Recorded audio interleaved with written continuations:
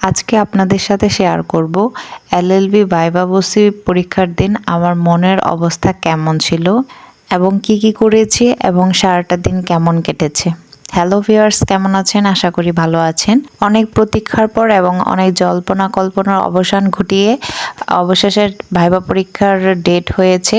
আজ ভাইভা পরীক্ষা হবে। আমি সহ আমার ক্লাসমেট সবারই এই ভাইভা বসি নিয়ে অনেক জল্পনা কল্পনা ছিল, কারণ যেহেতু অ্যাডভোকেটের ড্রেস পরেই ভাইভা বসিতে অ্যাটেন্ড করতে হয়, সেজন্য আমাদের অনেক আগে থেকেই প্রিপারেশন নিতে হয়েছে। ভাইভা পরীক্ষাটা কেমন হবে সেই বিষয়ে টেনশনের থেকে আমাদের মনে আনন্দটাই ছিল বেশি। আমি প্রায় রেডি হয়ে গেছি।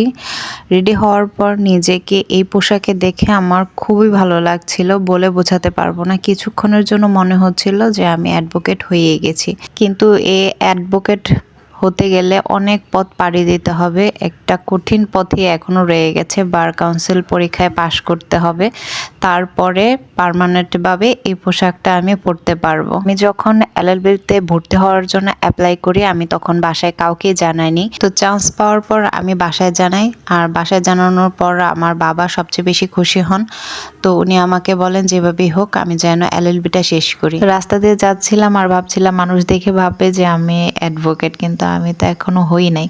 তো কলেজে গিয়ে দেখি সবাই যার যেভাবে ইচ্ছে ছবি তুলছে, গ্রুপ ছবি, সিঙ্গেল ছবি। এই যে দেখুন, সবাই ছবি তোলা নিয়ে ব্যস্ত, কারণ সবাই নিজেকে এভাবে দেখে খুবই আনন্দিত। সবাই প্রত্যাশা নিয়ে, বুক ভরা আশা নিয়ে আছে যে ভবিষ্যতে দেশের জন্য কিছু করবে এবং মানুষের সেবায় নিজেদেরকে নিয়োজিত করতে পারবে। আমিও ফ্রেন্ডের সাথে অনেক ছবি তুলি। ছবি তোলার পর ক্লাসরুমে অপেক্ষা করি ভাইভা পরীক্ষার জন্য।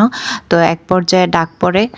ডাক পড়ার পরে সবাই ভাইভার বোর্ডের সামনে চলে এসেছি। এখানে 2টা ভাইভা বোর্ড বসেছে। তো ভাইভা পরীক্ষার সিস্টেমটা আমার আসলে তেমন একটা ভালো লাগেনি, আর একটু সুশৃঙ্খলভাবে ভাইভা পরীক্ষাটা নেওয়া যেত। এ বিষয়ে কারো কোনো কিছু জানার থাকলে কমেন্ট করতে পারেন, আমি অবশ্যই রিপ্লাই দেওয়ার চেষ্টা করব। ধন্যবাদ।